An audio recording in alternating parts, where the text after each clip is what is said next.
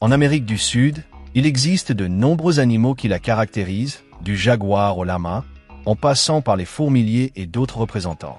C'est un lieu d'une grande diversité morphologique. Certains spécimens présentent des similitudes avec ce que l'on appelle le Vieux Monde, mais en même temps, leur évolution a été si différente qu'ils possèdent une apparence et des capacités tout à fait distinctes. Peut-être que le spécimen qui les symbolise le plus, surtout dans les pays traversés par les Andes, est le plus grand oiseau volant du monde, le condor des Andes. Cet oiseau survole toute la côte ouest de l'Amérique du Sud, traversant l'Argentine, le Chili, la Bolivie, l'Équateur et le Pérou, où se trouve sa région la plus étendue. De là, sa présence se fragmente en petites zones en Colombie et au Venezuela. Dans ce dernier, il est rare de l'observer, mais des signalements existent. Il évolue surtout dans les zones montagneuses et les déserts associés à la cordillère des Andes, dans des espaces ouverts où il se positionne normalement à 5500 mètres au-dessus du niveau de la mer, pouvant ensuite descendre à d'autres altitudes. C'est un vautour dont la classification, avec celle d'autres spécimens américains, a été complexe, car il diffère de leurs congénères des autres continents. Sa longueur varie de 97 à 128 cm, tandis que son envergure atteint 3 mètres, pour un poids de 7 à 15 kg, ce qui en fait le plus grand oiseau volant actuel. Il existe toutefois une controverse, certains citant les plus grands albatros. Mais quoi qu'il en soit, cela n'enlève rien à sa taille imposante. Son corps est couvert de plumes sombres, de tonalité noire, avec l'extrémité des ailes plus claires ou grises. Son cou, à la base de la région humérale, diffère légèrement, présentant un collier de plumes juvéniles blanches, créant une limite avec les plumes du corps et de la tête, car la région crânienne est dépourvue de plumes, avec une peau rougeâtre ou brun foncé, une caractéristique liée à ses habitudes alimentaires que l'on retrouve chez de nombreux vautours des deux divisions géographiques. Quand il déploie ses ailes, on observe souvent des plumes rémiges qui dépassent, créant un profil courbe, contrairement à d'autres oiseaux au profil droit, ce qui souligne la grande taille de ses plumes. Son bec est courbe et très large, adapté à son alimentation. Ses pattes, moins puissantes, se reflètent dans ses pieds, dotés de griffes à l'extrémité émoussée, car elles ne servent qu'à se déplacer au sol.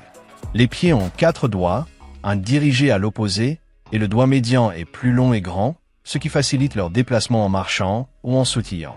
Le dimorphisme sexuel est très simple et il est le seul vautour de cette famille à le présenter de façon aussi marquée. Outre que les mâles sont plus grands, ils possèdent sur la tête une crête de peau appelée caroncule, absente chez les femelles. Ce sont des animaux qui interagissent entre eux, généralement en couple. Oiseaux diurnes, ils passent la majeure partie de leur temps à voler. Pour économiser leur énergie, ils utilisent les courants ascendants pour planer longtemps. Au sol, ils peuvent se nourrir ou se reposer, souvent positionnés sur des falaises ou des corniches. On observe une hiérarchie, les adultes capables de l'imposer par des intimidations. Mais les combats et bousculades sont rares. Ils occupent les endroits bien exposés au soleil, protégés du vent et de la pluie. Pour réguler leur température, ils ont recours à l'urohydrose. En déféquant, les excréments tombent sur leurs pattes et l'évaporation du liquide permet d'abaisser la température. Car beaucoup de sang circule dans leurs pattes, un comportement uniquement observé chez eux, probablement dû aux températures élevées de leur habitat. En vol, ils peuvent parcourir des distances de 320 km et volent généralement à haute altitude, car les courants ascendants, qui leur permettent de planer sans battre des ailes, sont plus puissants en altitude.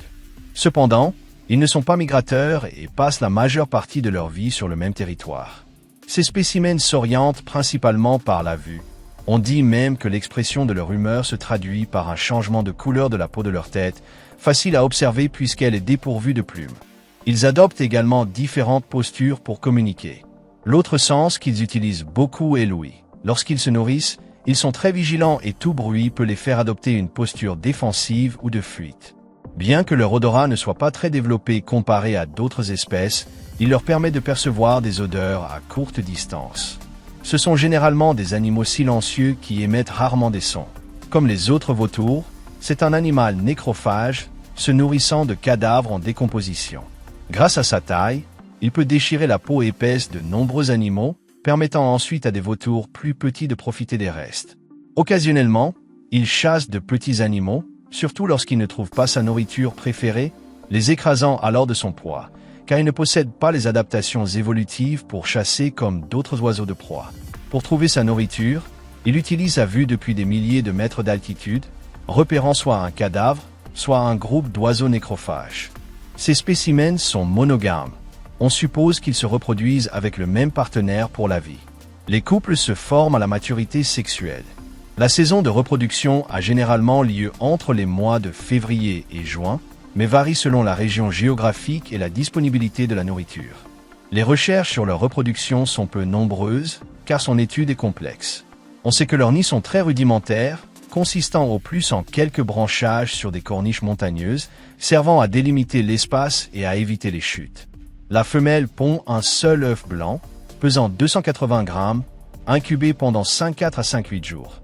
Les deux parents se relaient pour couver, l'un des deux partant se nourrir. À l'éclosion, les deux parents s'occupent du petit, lui apportant constamment de la nourriture pendant le premier mois. Ensuite, il sera toujours accompagné par l'un des deux, les mâles prodiguant souvent le plus de soins.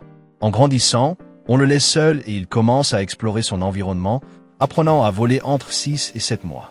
Il devient alors capable de voyager pour chercher sa nourriture, apprenant de ses parents, et reste avec eux en moyenne 2 ans, ou jusqu'à la prochaine reproduction, moment où il se disperse. La maturité sexuelle est atteinte entre 6 et 11 ans pour les deux sexes. Leur espérance de vie à l'état sauvage est d'environ 50 ans. Ce sont des oiseaux très longévifs grâce à leur métabolisme lent. À l'âge adulte, ils n'ont pas de prédateurs, mais les oisillons peuvent être victimes de rapaces ou de renards s'aventurant près des nids. En captivité, leur longévité peut atteindre 75 ans. C'est un animal nécessitant beaucoup d'espace, mais de nombreux zoos dans le monde en hébergent, avec des difficultés d'élevage similaires à celles rencontrées dans la nature.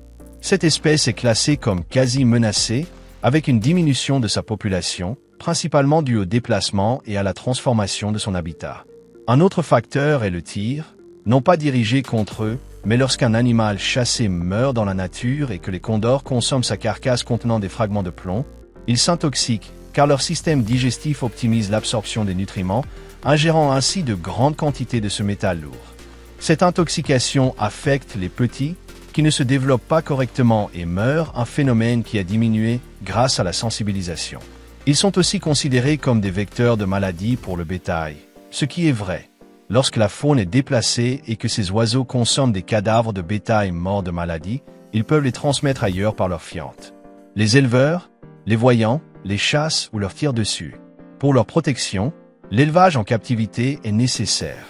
De plus, si un animal est chassé, il faut retrouver la carcasse et l'enlever. Il en va de même pour les animaux de ferme morts de maladies infectieuses. Il faut les incinérer avec des mesures de biosécurité pour prévenir et contrôler les maladies, évitant ainsi qu'ils ne les propagent et ne créent des épidémies, ce qui pourrait faire disparaître le stigmate actuel. Leur rôle dans l'écosystème est de nettoyer les cadavres, achevant ainsi le cycle de la vie. Sans eux, les carcasses en décomposition représenteraient un danger pour les autres espèces, y compris l'être humain. En tant que plus grand oiseau volant du monde, c'est une attraction touristique importante dans les pays où il vit. Et dans les zoos, le simple fait de le voir déployer ses ailes est un spectacle. Un animal si emblématique en Amérique du Sud que de nombreux pays latins le figurent sur leurs armoiries, et sans lequel les maladies abonderaient. Le plus grand oiseau volant du monde, voilà le condor des Andes. J'espère que la vidéo vous a plu. Si c'est le cas, n'hésitez pas à mettre un like. Si vous connaissez quelqu'un que cela pourrait intéresser, partagez-la sur vos réseaux sociaux et n'oubliez pas de vous abonner si vous aimez les animaux. Si vous avez une question, une suggestion ou simplement un commentaire, n'hésitez pas à l'écrire dans la boîte ci-dessous. Et si vous êtes un fervent admirateur de cette chaîne, activez la cloche de notification pour être parmi les premiers à voir les vidéos. Merci beaucoup d'avoir regardé cette vidéo. À bientôt.